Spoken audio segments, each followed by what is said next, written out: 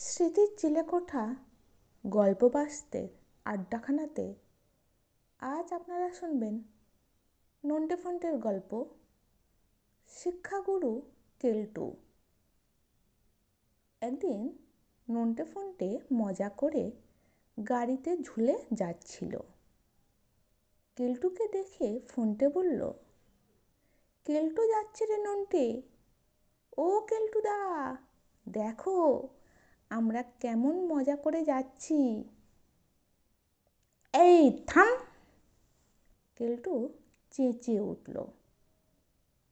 কেলটুর চেঁচানিতে ভয় পেয়ে গাড়ি ছেড়ে দিয়ে নন্টে ফন্টে রাস্তায় ধপাস। নন্টে কেলটুকে বলল, তোমার জন্যে আমরা জখম হতে বসেছিলাম, কিন্তু তোরা যা করছিলি তা বড়ই সাংঘাতিক। কেলটু বলল। তাই শুনে নন্টে বলল, প্রমাণ করো। ফন্টেও বলল, হ্যাঁ, যা বলছো তা আমাদের দেখাও। বেশ, দেখাচ্ছি, কেলটু বলল।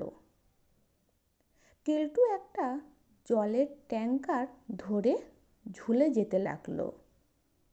তোরা দেখ যে এটা কীরকম বিপজ্জনক বলেই ট্যাঙ্কারটা ছেড়ে দিয়ে রাস্তায় পড়ে গেল। ফন্টে হাসতে হাসতে বলল, বেশ মজাদার, কিন্তু কিছু বোঝাতে পারলে না। আচ্ছা বেশ, আবার দেখাচ্ছি বলে এবার একটা আলু ভর্তি ম্যাটাডোরে ঝোলার চেষ্টা করলো। আর অমনি ম্যাটাডোরের পিছনের ডালা খুলে কেলটু আলু চাপা পড়ে গেল। উফস! ম্যাটাডোরের ড্রাইভার গাড়ি থামিয়ে নেমে এসে কেলটুর অবস্থা দেখে বলল, আলু চুরিয়া, আবে বদমাস চোরটা।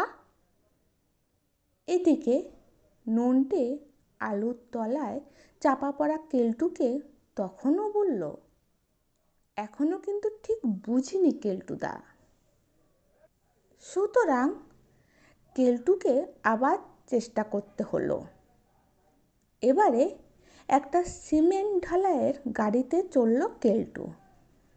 আর অমনি সিমেন্টের মিশ্রণ গড়িয়ে পড়ল কেলটুর গায়ে।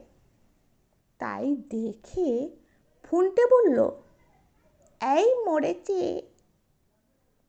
কেলটুর সারা শরীরে সিমেন্টের ঢালাই হয়ে যাওয়ায় নন্টে ফন্টে ছেনি আর হাতুড়ি দিয়ে কেলটুকে মুক্ত করতে লাগলো।